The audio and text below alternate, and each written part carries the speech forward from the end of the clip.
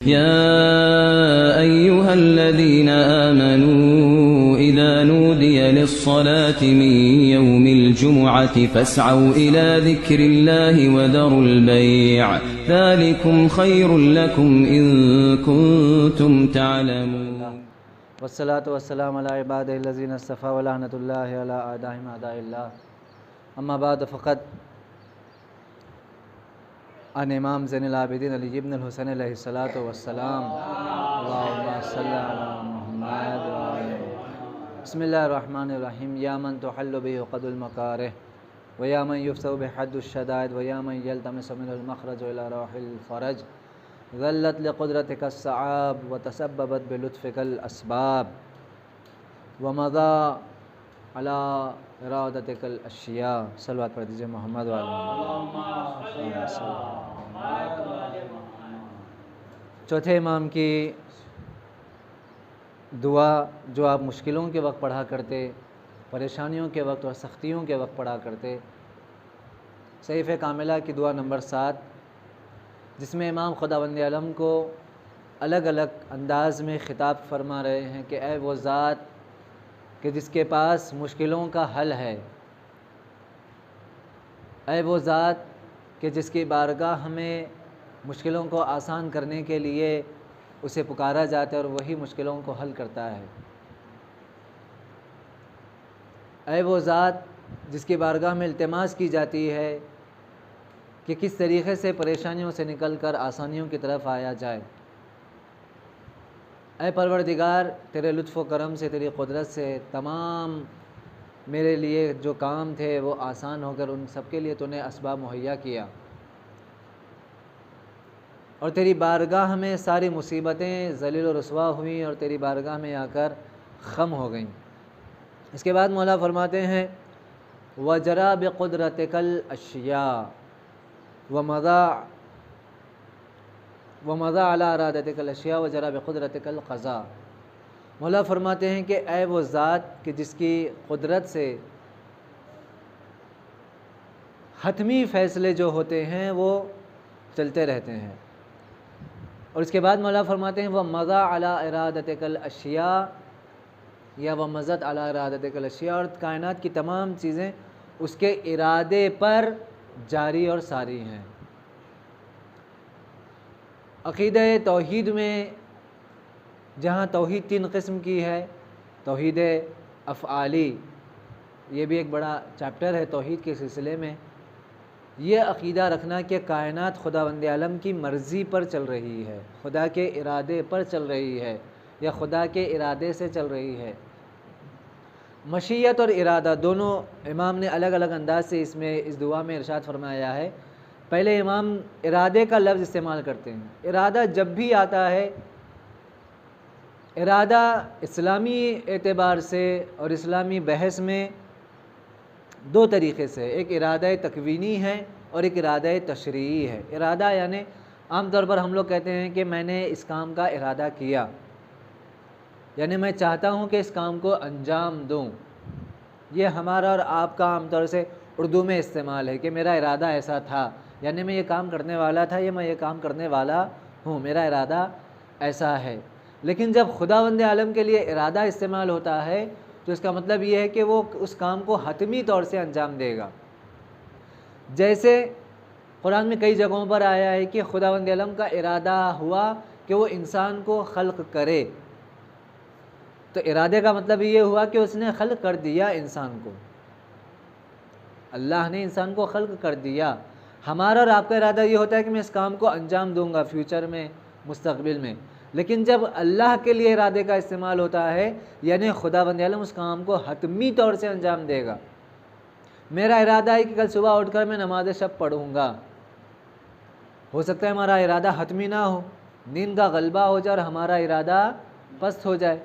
लेकिन जब खुदावंद आलम के लिए आता है कि खुदा का इरादा ऐसा है, तो खुदा के इरादे को कोई नहीं टाल सकता। ये इस चीज़ को हमारे लिए वाज़ेह होना चाहिए कि खुदा की मर्ज़ी के बग़ैर कायनात में कोई चीज़ नहीं हिलती। पत्ता भी खुदा की मर्ज़ी के बग़ैर, खुदा के इरादे के बग़ैर नहीं गिरता। तो आज कायनात में इतने सारे जो जुल्म हो रहे हैं, आज कायनात में सब कुछ आप जैसा कि यूट्यूब पर या फेसबुक पर जाकर देखें, बहुत सारे अफराद जो इस्लाम की इन बातों को उठाकर इस्लाम के ख़िलाफ़ जहर उगल रहे हैं। उसमें से एक बाकायदा चैनल है उसका, वो आकर बोलता है कि आप लोग कहते हैं कि खुदा की मर्ज़ी के बगैर पत्ता भी नहीं हिलता, तो मजाक में आकर बोलता है कि मैं गया जाकर मैंने झाड़ और दरख्त को हिलाया, पूरे पत्ते में नहीं गिरा दिए, तो इसमें खुदा की मर्ज़ी कहाँ हुई। मैं चाहूँ तो दरख्त भी उखाड़ सकता हूँ, यकीनन उखाड़ सकता है इंसान, JCB लगाकर या इंसानों को लगाकर। तो ये जो कहा जाता है कि खुदा की मर्ज़ी के बग़ैर भी पत्ता नहीं हिलता, और ये आमतौर से इंसान जो अपनी क़ुव्वत और अपने इरादे से ये सारे कारनामे अंजाम देते हैं, तो ये दोनों बात मेल नहीं खाती, बज़ाहिर मेल नहीं खाती। तो इसको कैसे समझाया जाए, इसको कैसे सुलझाया जाए? तो ये सारी बात आती है तौहीद में। पहले इरादे को समझते हैं कि कायनात में खुदावंद आलम ने इरादे दो तरीक़े से किए हैं। एक इरादा तशरीई है, एक इरादा तकवीनी है। इरादा तशरीई यानी शरीयत के एतबार से इरादा, खुदा ने कुछ चीज़ों को वाजिब करार दिया है, कुछ चीज़ों को हराम करार दिया है, कुछ चीज़ों को कहा है कि इन कामों को अंजाम दो, कुछ चीज़ों से कहा है कि इन कामों से रुक जाओ। एक आम तौर से खुदावंद आलम ये चाहता है कि हर इंसान उसके बताए हुए रास्ते पर चले। खुदा ये चाहता है, ये उसकी मशीयत में है। खुदा की मशीयत में है कि हर इंसान सही रास्ते पर चले, लेकिन सभी इंसान उसके रास्ते पर नहीं चलते। तो ये खुदा के इरादे में है, ये इरादे तशरीह में है कि सारे इंसान सही रास्ते पर चलें, लेकिन सब उसके चाहत के एतबार से नहीं चलते। जैसे घर में माँ बाप चाहते हैं कि हमारा बच्चा शरारत ना करे, तो माँ बाप का चाहना अलग है, लेकिन औलाद के अपने अफ़ाल और आमाल उनके अलग हैं। तो माँ बाप के चाहने से हर चीज़ नहीं होती, लेकिन यहाँ पर माँ बाप मजबूर भी नहीं है। माँ बाप इतना इख्तियार रखते हैं कि बच्चे को उठाकर हाथ पर बांध दें या फिर कमरे में डाल दें, यह इतना इख्तियार माँ बाप बच्चे पर रखते हैं। खुदावंद आलम भी ऐसे ही है। इरादे तशरीह में जब ये आता है कि खुदा ये चाहता है कि सारे इंसान हिदायत पा जाएं, खुदा तो यही चाहता है, हम भी यही चाहते हैं कि दुनिया से गुर्बत ख़त्म हो जाए, हम भी यही चाहते हैं कि कोई इंसान भूखा ना मरे, खुदा भी यही चाहता है। तो ये खुदा की चाहत अलग है, लेकिन जब इरादे तकवीनी में आते हैं कि सारे इंसान खुदा की चाहत के एतबार से नहीं चल रहे हैं, खुदा यहाँ पर आकर ज़बरदस्ती नहीं कर सकता। उसके अदल का तकाजा है कि वो ज़बरदस्ती ना करे। जैसे हम माँ बाप ज़बरदस्ती करते हैं, बच्चा अगर शरारत कर रहा है कमरे में बंद कर दिया, खुदा ऐसा नहीं करता। क्यों? खुदा ये चाहता है कि पूरा इख्तियार मैंने तुमको दे दिया है, मैं ज़बरदस्ती तुमसे कोई काम नहीं करवाऊँगा। डंडे के ज़ोर पर हम बच्चे से होमवर्क तो करा लेंगे, उसके हाथ में किताब तो पकड़ा देंगे, लेकिन खुदा ज़बरदस्ती ऐसा नहीं करता।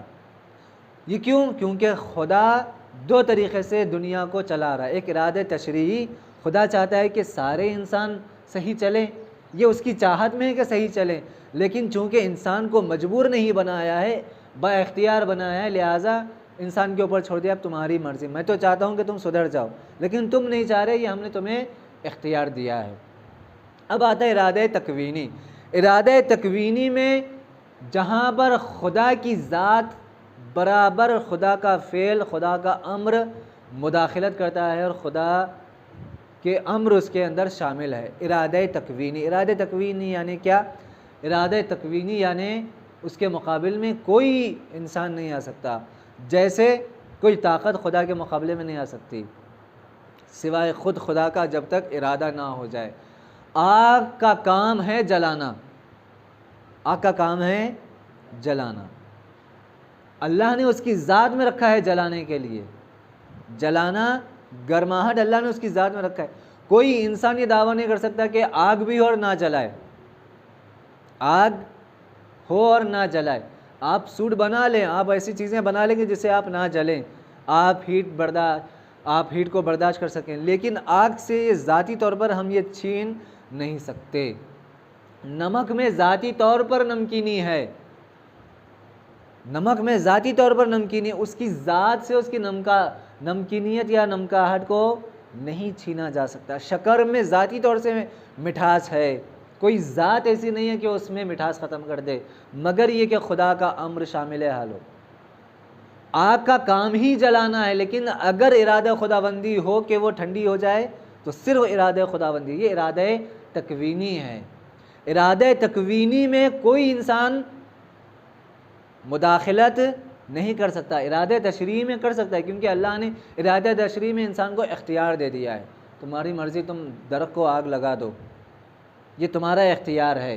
लेकिन अगर खुदा चाह ले कि आग भी हो और दरख्त भी और दरख्त ना जले, तो वो सिर्फ जनाब मूसा के तौर पर हो सकता है कि मूसा जाते थे, दरख्त से आग निकलती थी और जनाब मूसा उस दरख्त से बात करते थे और दरख्त जलता भी नहीं था। ये किसका इरादा है? ये इरादे तकवीनी है, ये इरादे तकवीनी, उसके इरादे में कोई इंसान मुदाखलत नहीं कर सकता, कोई मखलूक मुदाखलत नहीं कर सकती, इरादे तकवीनी है।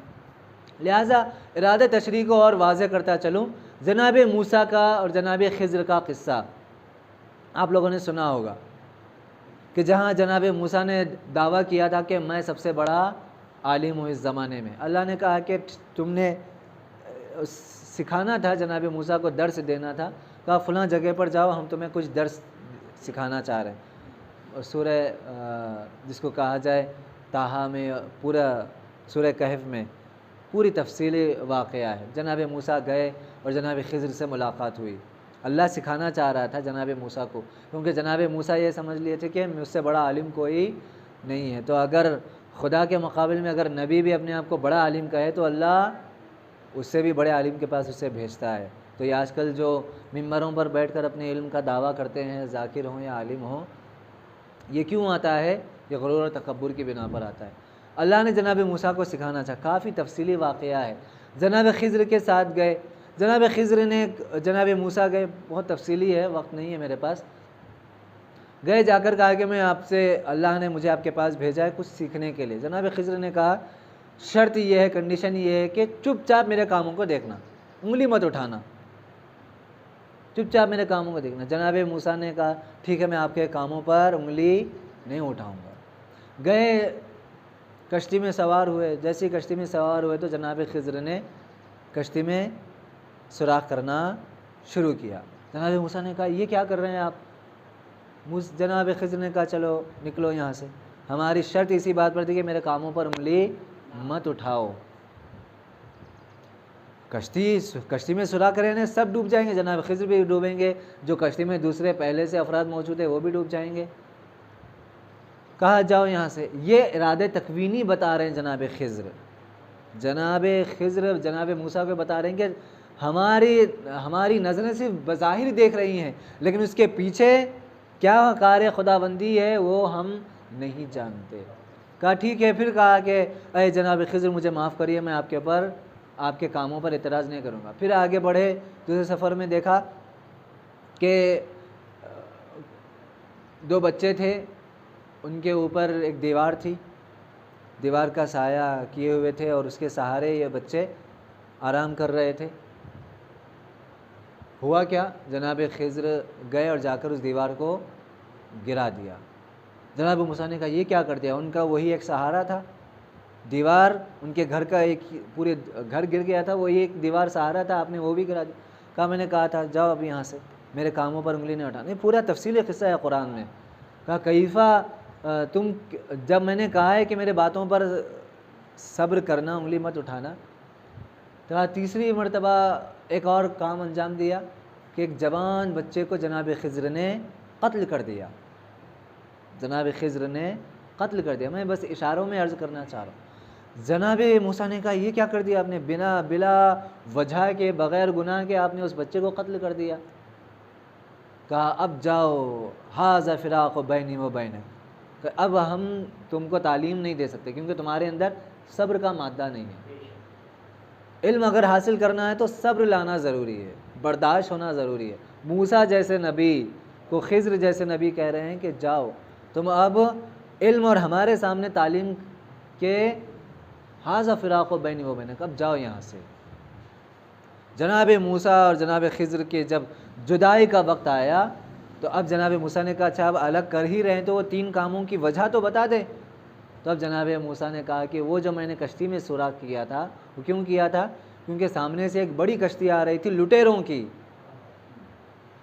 उसका काम ही कश्तियों को लूटना था, और मैंने सुराख इसलिए किया कि उन लोगों का काम ये था कि सही सलामत कश्ती को वो लोग लेते थे, सुराख वाली कश्ती को और ऐबदार कश्ती को नहीं ले। मैंने ऐब उसमें इसलिए किया ताकि ये लोग महफूज रह जाएं, जिनकी कश्ती है वो भी महफूज रह जाएं और कश्ती भी महफूज रह जाए, कि बाद में फिर सुराख को कैसे भी पूरा किया जा सकता है। कहा मैंने उनकी भी जान बचाई और कश्ती भी बचाई, ये अम्र था। कहा दूसरी वजह, कहा तुमको तो ये दिख रहा था कि वो दीवार क्या थी, सिर्फ एक दीवार थी, वो बच्चों का सहारा था। कहा नहीं, मैंने दीवार इसलिए गिराया कि दीवार के नीचे जब दीवार गिरी तो इसके नीचे उनके बाप ने उनके लिए ख़जाना छोड़ा था उस दीवार के, कि जब वो दीवार हटी और उन लोगों को पता चला कि हमारे बाप ने तो पहले से हमारे लिए यहाँ पर कुछ इंतज़ाम करके गए हैं दीवार के नीचे, वो तुम नहीं जान रहे थे। कहा वो बच्चे को क्यों कत्ल किया, कहा वो बच्चा बड़ा होकर अपने ही माँ बाप का कातिल बनने वाला था, अपने ही माँ बाप का कातिल बनने वाला था, इसलिए मैंने उसे कत्ल कर दिया। और क्यों कत्ल किया, क्योंकि उसके माँ बाप नेक अफराद थे, उसके माँ बाप नेक अफराद थे और ये आगे जाकर बिगड़ने वाला था। तो ये क्या है, ये इरादे तकवीनी है, इसमें आम इंसान का कोई इख्तियार नहीं। जनाब मूसा नहीं समझ पा रहे हैं कामों की हिकमत, जनाब मूसा जैसे नबी कामों की हिकमत नहीं समझ पा रहे हैं, ये क्यों हो रहा है, किस लिए हो रहा है। तो ये कौन करता है, ये इरादे तकवीनी, सिर्फ खुदा की ज़ात, खुदा ने उनको बतलाया था तो जनाब खिज़र ने किया कि तुम ऐसा ऐसा करो। लिहाजा अइम्मा अलैहिस्सलाम जानते हैं कि ये क्या हो रहा है, ये आगे बढ़कर ये जो आकर कह रहा है कि मैं आपका बहुत बड़ा मोमिन हूँ, मैं आपका बहुत बड़ा शिया हूँ, लेकिन मौला करेंगे तू आगे जाकर मेरा कातिल बनेगा, तो इसी तलवार से मुझे कत्ल करेगा। तो इब्ने मुलजिम मलून ने कहा है कि फिर आप मुझे कत्ल कर दें। कहा नहीं, इस्लाम में सज़ा से जिसको गुनाह से पहले सज़ा नहीं है। ये क्यों, क्योंकि इरादे तशरीही के एतबार से काम किया जाता है। शरीयत पहले अफ़ाल अंजाम देने के बाद कामों का फ़ैसला होता है, ये इरादे तशरीही है। लेकिन जनाब खिज़र ने इरादे तकवीनी के एतबार से कामों को अंजाम दिया। क्यों, क्योंकि यहाँ पर सिर्फ़ और सिर्फ खुदा का हुक्म कार फरमा होता है। लिहाजा कायनात जो चल रही है 2 इरादों पर चल रही है, एक इरादे तशरीही पर चल रही है जिसमें इंसानों का इख्तियार है। खुदा चाह रहा है कि गुर्बत ख़त्म हो, लेकिन जितने भी दौलतमंद सरमायादार हैं वो और लोगों को गरीब बनाते जा रहे हैं।